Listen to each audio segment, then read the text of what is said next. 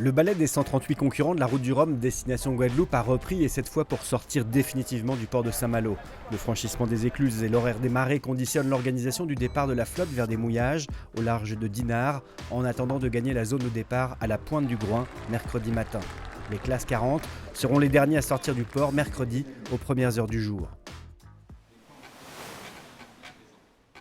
C'est donc dans une nouvelle situation météo que les concurrents de la route du Rhum se sont plongés depuis dimanche, cherchant une route la plus rapide possible pour rallier la Guadeloupe, avec un départ stressant à 138 sur la ligne. À le départ, ça va sûrement être un moment un peu plus tendu parce que voilà, il y a beaucoup de monde. Il y a des bords à tirer aussi au début pour aller jusqu'au Cap-Rail, ça c'est quasi certain. Du coup, il va falloir avoir les yeux ouverts et forcément on va se faire secouer un peu. Ce ne sera pas une route du Rhum s'il n'y a pas un peu de mer. Arrivé à la pointe Bretagne, au large d'Ouessant, il faudra faire un choix.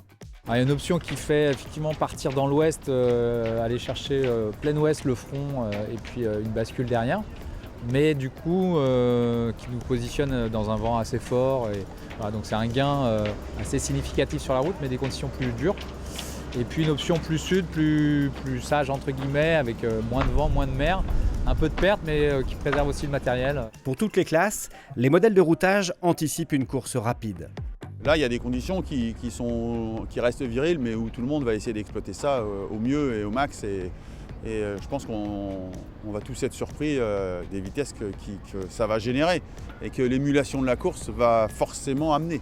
Ce sera impressionnant de toutes les façons. À 14h15 mercredi, il sera temps d'écrire une nouvelle page de la légende du Rhum.